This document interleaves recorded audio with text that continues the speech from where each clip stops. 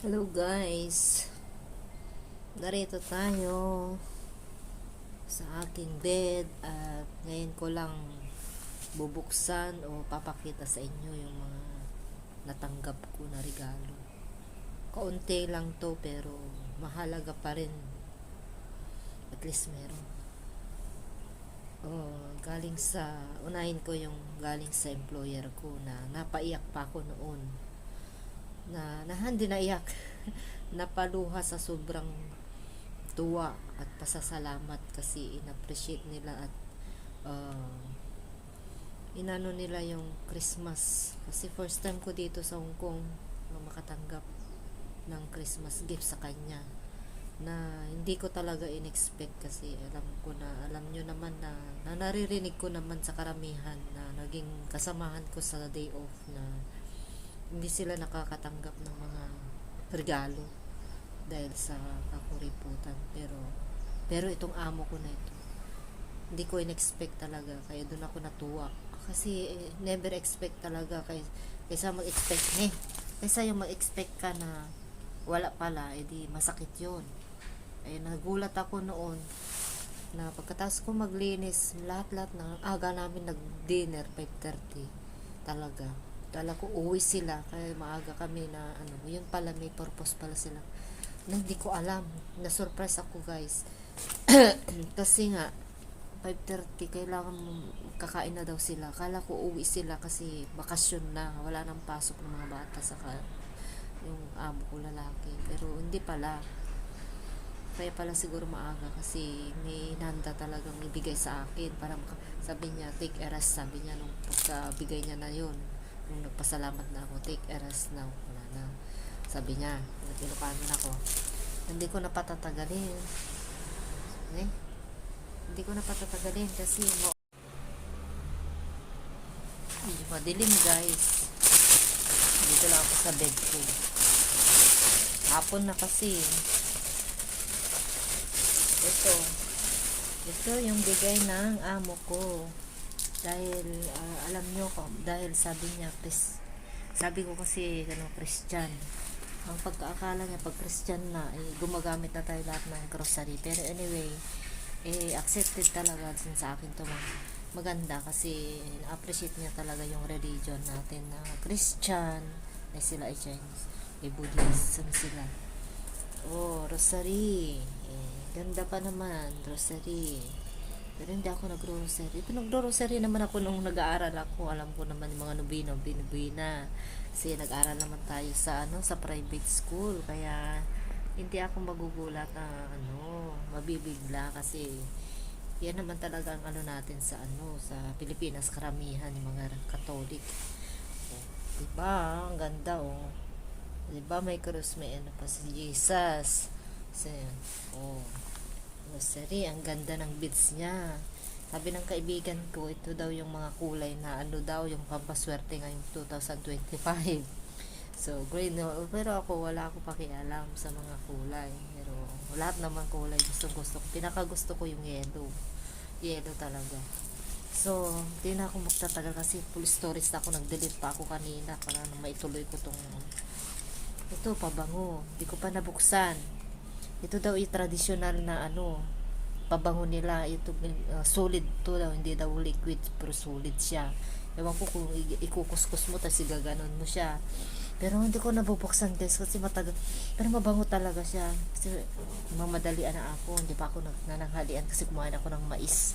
Dahil dun sa binigay nila kahapon dun sa fellowship Ito, bigay ng kaibigan ko. Namili siya ng ganito niya.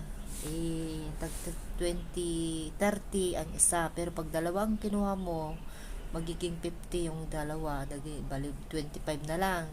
Makakalis ka ng $5. So, ang ginawa ng kaibigan ko, di ko expect na di ka, kasi ako mahilig, gusto magsusuot ng mga, meron para man ako dyan ng mga bangles, pero ewan ko, di ako nagsusuot, meron pa ibigay ni Ruby dun sa Saudi, pero marami ako bangles, guys, di ko na may pakita sa inyo, pero hindi talaga ako mahilig magsuot-suot, may kwinta, saka kwintas, hindi ako mahilig magsuot, ewan ko na saan yun, ito, may bangles ako galing sa Saudi, pero hindi ako nagsusuot, guys. Sabi ng kaibigan ko, ano bang maganda pang kulay? Sabi niya. Tapos sinabi ko yung puti kasi maganda. Maganda kasi puti katulad nito. Oh, mga puti, yellow, yung mga yun ang gusto ko.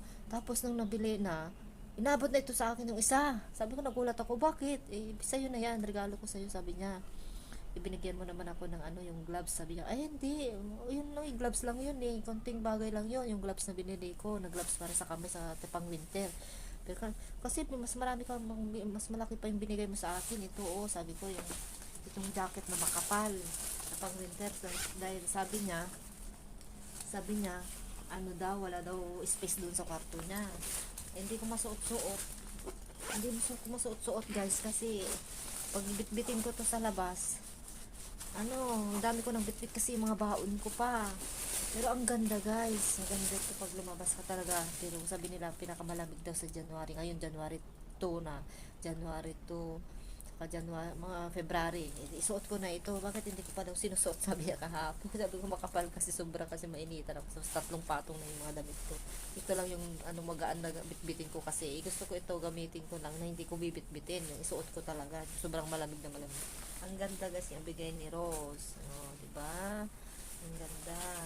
So, sineserve ko yan. Gagamitin ko rin to Rose. Yung kasama ko na nagde-day off. Palagi sa Saturday. Ito naman, bigay ni...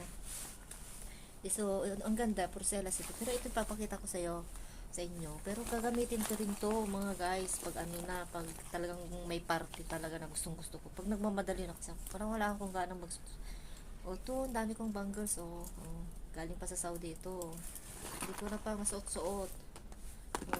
Meron pa ako dito, walang battery. Meron dito, kasi sa ano,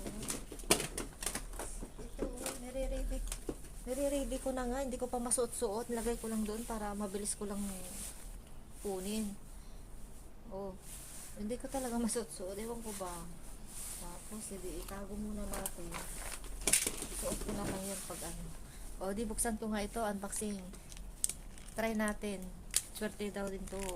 Mga ano, Chinese dito, maraming mga paninda nilang ganito. Sabi nila swerte. Pero, maniwala na lang tayo para magkatotoo. Diba? Oh. Ay, yan. Pero gusto ko din to simple lang. Ne? Ala. Oh, diba? Diba? Oh. Ito, bilisan ko na kasi mawala na akong storage. Ito, bigay ni Rose dun sa ano, dun sa church fellowship. Oh, yung jacket ko sinuot ko na nakahapon. Black. Sana. Ito, nag-delete na naman ako para matuloy kasi na wala na akong storage. Ito, ang ganda. Scar. Hindi ko lang naisuot. Nakalimutan ko pala daling kahapon kasi nga tinatago ko muna dyan sa gilid para i-ano ko, nire-ready ko kung i-vlog. Nakalimutan ko kahapon na gamitin. Pero nasuot ko yung isa, yung ano, ito, bigyan ni Ross. Ni Ross na taga Mindanao na napaka-active niya mag-pray, mag-lead, magpalaro doon sa church namin dito sa ano, dito sa Hong Kong. So, salamat. So, yung mga napulot ko pala, ang laki ng plastic ko, nakain ko na yung isa, chocolate. Pero marami pa ako chocolate dyan. Ano, mga napulot ka nung fellowship kami. Kinakain ko na kanina, kaya hindi pa ako nagligutom kasi kumakain ako ng mga chocolate. Pag ako wala pa akong time magkain. Tinatamad ako magkain, wala ang mga amo. Dito na ako sa bed ko kasi sobrang lamig. Meron pa ang silang pinigay na ballpen. Diba? So, yan lang aking ma-share mga guys na natanggap ko. Yan, mga rosary, pabango, ballpen, tapos yung jacket na ano, pang inner. Pero makapal siya para siyang ano, balahibo ng pusa. Saka itong sobrang makapal. Ito, winter talaga yan, jacket. Tapos ito, scarf. Eksakto, isa yung scarf ko dyan. May bago na ako. Balak ko pa naman bumili. Kaso lang, iniiwasan ko na ano, parang ano, siguro nagpaparamdam talaga may magbibigay. Kaya pala hindi ako makabili-bili. So, bye-bye na guys. Ito lang aking ma-share ang aking mga natanggap ngayon na regalo. So, pwede ko nang isuot, itago, gamitin to. Excited ako to, bagay ng amo ko.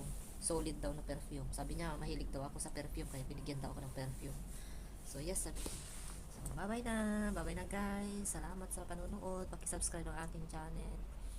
Tsaka paki-like, comment. Tapos, sa susunod, manood kayo ulit.